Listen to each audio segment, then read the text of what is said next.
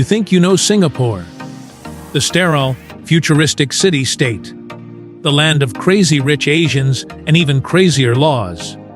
A place so perfect it feels artificial. But what if I told you this shimmering facade, this entire national identity, was invented out of desperation?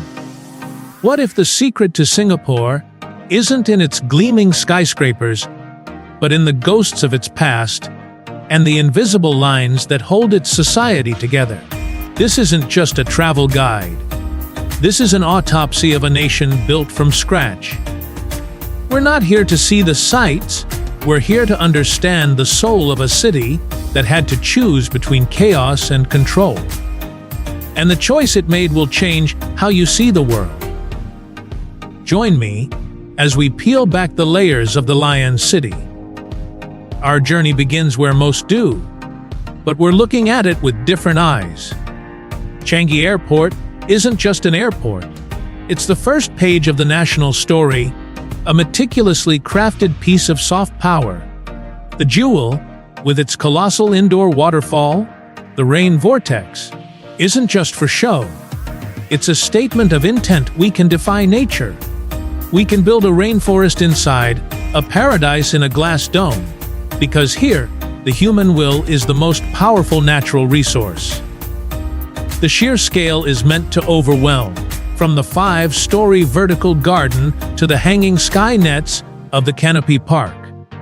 It's designed to be your first and last impression, a powerful piece of propaganda for a nation that excels at it. It whispers, "Welcome to the future. We built it here." This theme of manufactured perfection follows you downtown to Marina Bay, a district that simply didn't exist a few decades ago. It's built entirely on reclaimed land, literally pulled from the sea. The skyline is breathtaking, a vision of the 21st century. But look closer. The Merion, the national symbol, a creature with the head of a lion and the body of a fish, isn't from ancient mythology. It was designed in 1964 by a souvenir committee to brand the new nation. It's a marketing logo that became a national icon, a perfect metaphor for a country that had to craft its own legend because it felt it had none. You walk the waterfront, past the Esplanade Theater, nicknamed the Durian, for its spiky, polarizing shell, a building Singaporeans initially hated but have come to embrace. You cross the Helix Bridge, its design mimicking a DNA strand, a deliberate nod to life and continuity in a city obsessed with its own legacy. You finally arrive at the foot of Marina Bay Sands, the 3-towered behemoth with a cruise ship, the Sky Park, perched impossibly on top. This isn't just a hotel, it's a declaration of economic arrival. The decision to include a casino inside was hugely controversial in this conservative society. But it was a pragmatic choice. The gaming revenue funds a significant portion of the nation's social services. It's the Singaporean way, a moral compromise for a tangible public good. Inside, there's a luxury mall with an indoor canal where sampans float on sanitized water. Everything is a copy of something else. Venice, a rainforest, a legend, but re-engineered, perfected, and made hyper-efficient. As night falls, the spectra light and water show erupts over the bay. It's a dazzling display of lasers and fountains synchronized to a sweeping orchestral score. It tells a story, Singapore's story. It's beautiful, it's inspiring, and it's completely state-approved. This is the Singapore presented to the world flawless, ambitious, and in complete control of its own narrative. But this perfection is an illusion, a beautiful mirage. To understand the reality, we have to move from the spectacle to the stomach of the nation. To truly understand Singapore, you must eat here. Not in the fancy restaurants, but here in a hawker center. This isn't just a food court. It's the crucible of Singaporean identity. Before the 1970s, the streets were filled with thousands of itinerant vendors. The food was brilliant, but the hygiene was not. Outbreaks of cholera were a real threat. The government's solution was quintessentially Singaporean: organize them, license them, regulate their hygiene, and put them all under one roof. Hawker centers were a massive social engineering project.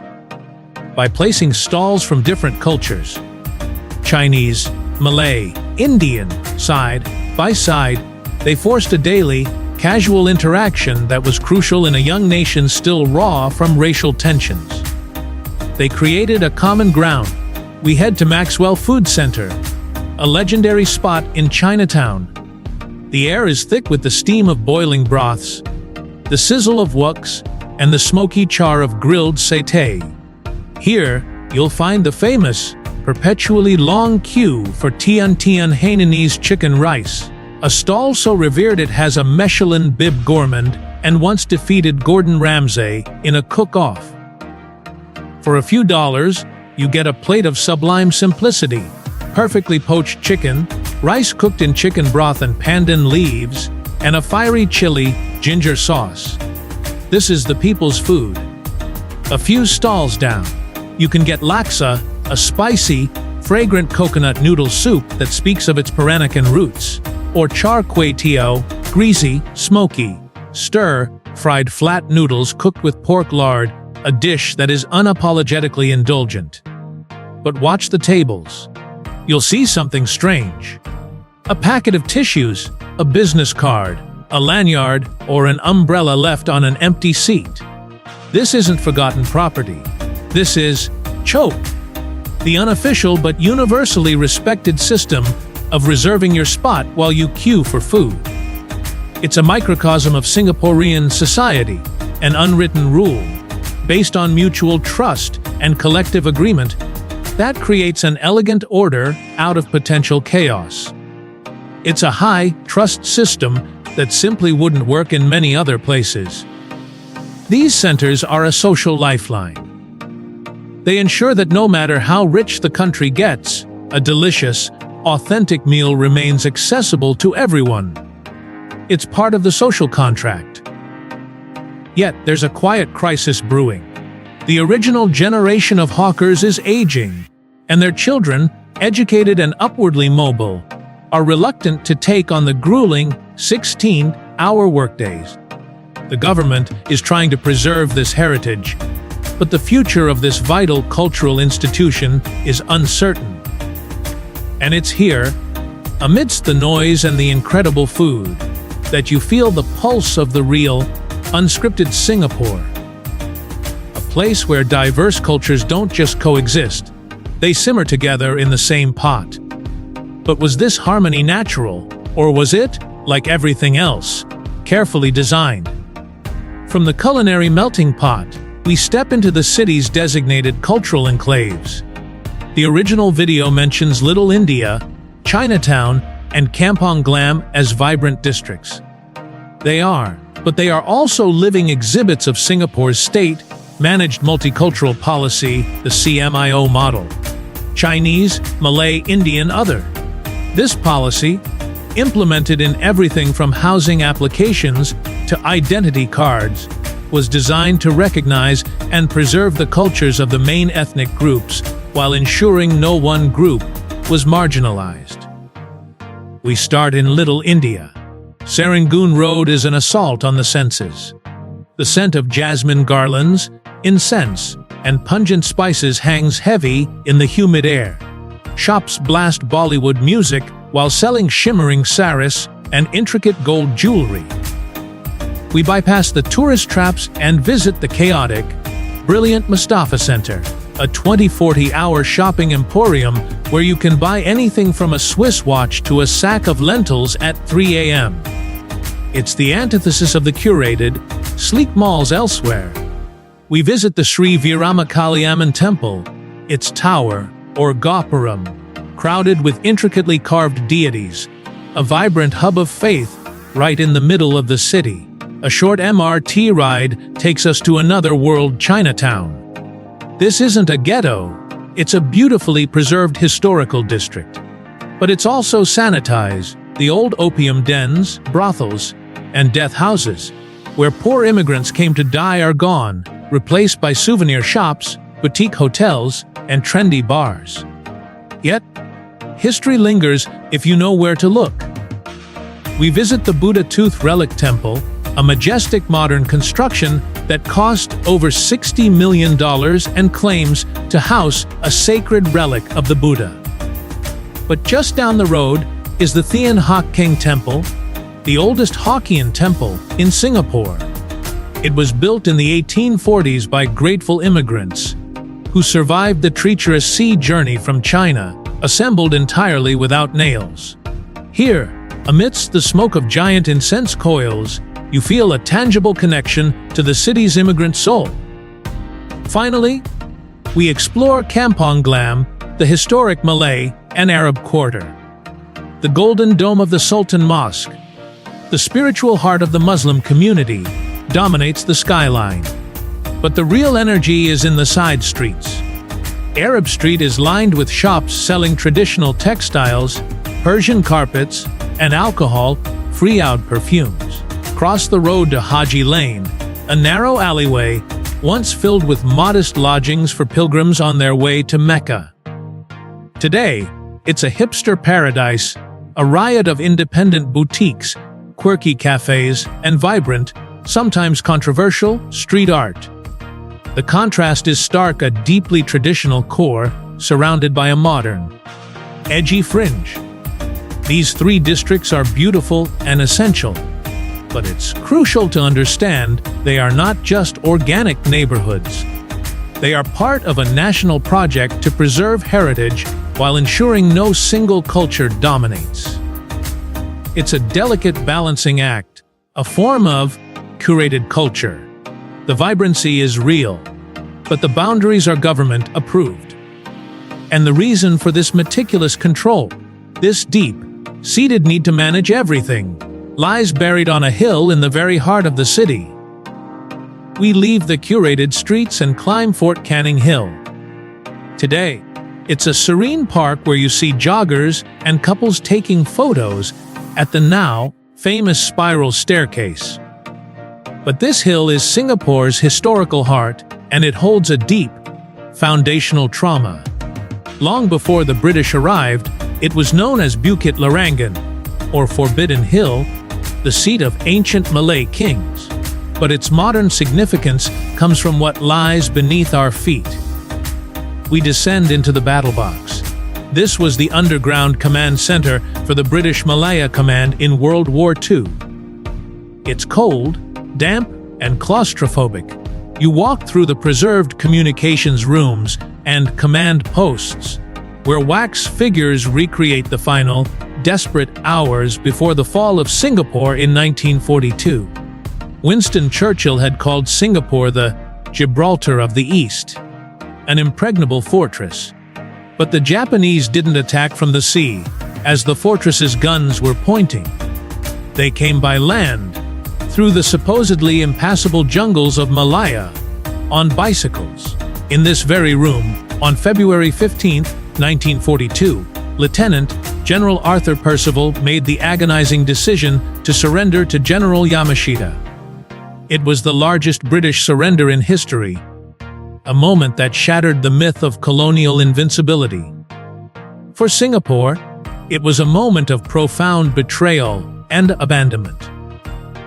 The brutal years of Japanese occupation that followed seared a lesson into the nation's psyche. You cannot depend on others for your survival. You must be strong enough to defend yourself.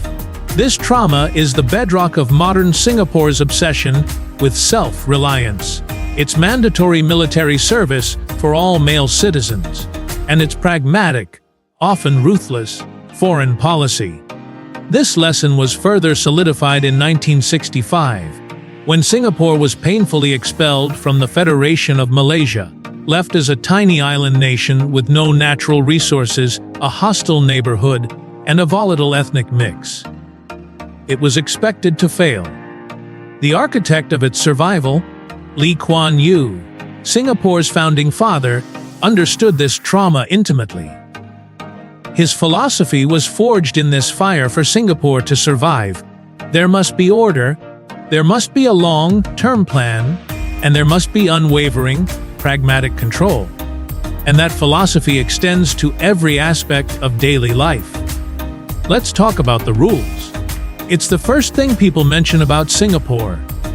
No chewing gum, fines for jaywalking, caning for vandalism, the death penalty for drug trafficking. It's easy to dismiss this as the quirk of an authoritarian state. But it's not that simple. It's part of a deeply ingrained social contract. The infamous chewing gum ban, for instance, wasn't about public cleanliness alone. It was enacted in 1992, after vandals started sticking used gum on the door sensors of the new MRT trains, causing constant disruptions. For a nation built on efficiency, this was intolerable.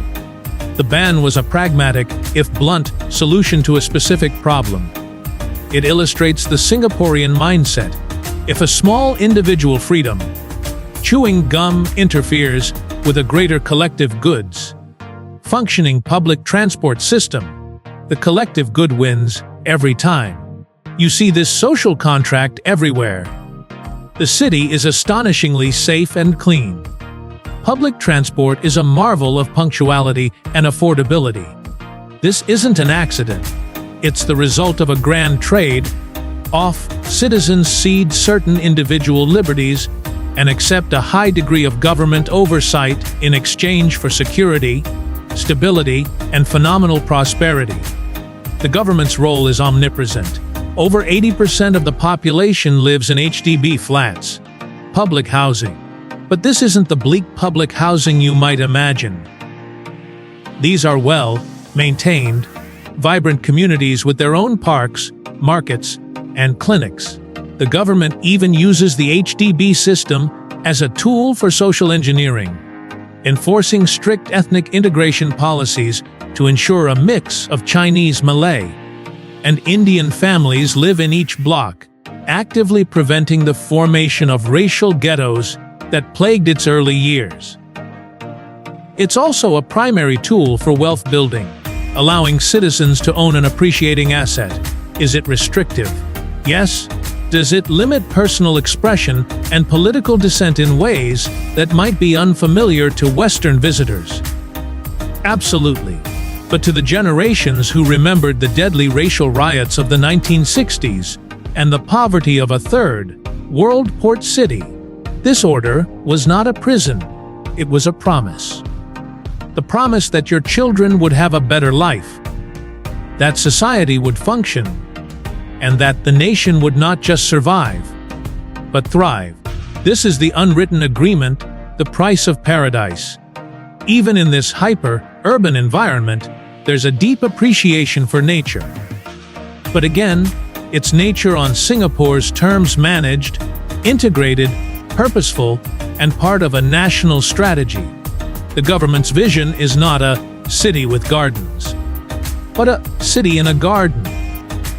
We visit the Singapore Botanic Gardens, the country's first UNESCO World Heritage Site.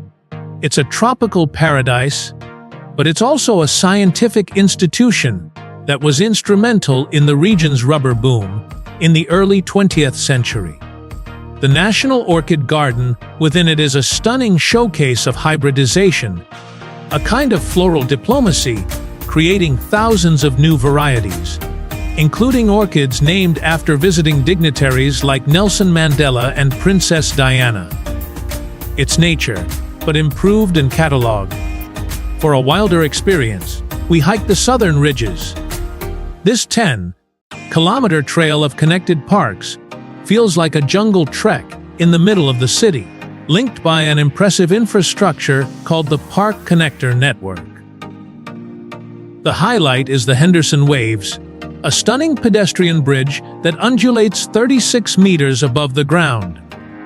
It's an architectural marvel designed to blend with the forest canopy. From here, you get breathtaking views of the city on one side and the busy shipping port, one of the world's busiest, on the other. It's a constant reminder of the tension between the natural and the man-made that defines this island. Then there's Bukit Timah Nature Reserve, an astonishing pocket of primary rainforest just a short drive from the city center. It's an incredible biological treasure, said to contain more tree species in a single hectare than the entire North American continent. Hiking to the summit, Singapore's highest point, at a modest 163 meters, you might spot long-tailed macaques, monitor lizards, or even a rare flying lemur. It's a visceral reminder of what this entire island once was before the concrete took over. These green spaces are not afterthoughts. They are integral to the national plan. They are the lungs of the city, intentionally preserved to make urban life more livable. But what happens when you take that idea to its absolute, logical extreme? This brings us to our final destination and the most potent symbol of modern Singapore, Gardens by the Bay. If Changi Airport is the first page of the story, this is the stunning, audacious conclusion. It's a beloved attraction, but we see it now not just as a park, but as a thesis on the future of humanity. We step into the cloud forest dome. The temperature drops instantly. A cool mist hits your face. Before you stands a 35-meter-tall man-made mountain cloaked in lush vegetation, with the world's tallest indoor waterfall crashing down its side. You ascend through the Cloud Walk, a walkway suspended in the misty air, looking down on a landscape of orchids, pitcher plants, and ferns from cool, tropical highlands, an entire ecosystem that could never exist naturally in Singapore's lowland heat. It's a complete, self-contained world built from scratch. Across the path is the Flower Dome, a cavernous, cool, dry conservatory that replicates climates like the Mediterranean and South Africa, showcasing ancient baobabs and thousand-year-old olive trees. It's a botanical world tour under a single, spectacular glass roof. But the icons, of course, are the super trees. These vertical gardens, ranging from 25 to 50 meters tall, are not just sculptures. They are high-tech, functional engines. They have photovoltaic cells on their canopies to harvest solar energy. They collect rainwater used in the irrigation of the gardens. They serve as concealed air venting ducts for the conservatories below. They are a perfect metaphor for Singapore itself, taking something purely functional and making it beautiful, turning limitations into strengths, and creating a sustainable model for the future. At night, the Garden Rhapsody light and sound show begins. The trees pulse with color, synchronized to music. It's an otherworldly, almost spiritual experience. Standing here, you realize that Gardens by the Bay is the ultimate expression of the Singaporean dream. It's an admission that this is an artificial nation, a constructed paradise, but it's also a defiant roar that says, yes, it's man-made. And look at what we can make. It's a vision of a future where nature and technology don't just coexist, but merge into something entirely new. It is beautiful, it is inspiring, and it is profoundly unsettling. So, we leave Singapore with more questions than answers. We saw a country born from the ashes of colonial abandonment and painful separation, one that chose relentless pragmatism and collective order over individual chaos. It's a nation that has achieved impossible economic success, but at a cost to civil liberties that is still debated. Singapore is more than a destination. It's a living experiment in nation building, a complex tapestry of curated cultures, historical scars, and audacious future thinking. It reminds us that behind every perfect facade lies a complicated, fascinating, and deeply human story. What part of Singapore's story surprised you the most? The social contract, the manufactured identity, or the history that drives it all? Share your thoughts in the comments below. If this journey has given you a new perspective, share this video with a fellow traveler who loves to dig deeper. And for more explorations into the hidden stories of the world's most fascinating places, make sure you subscribe. Until our next exploration, stay curious.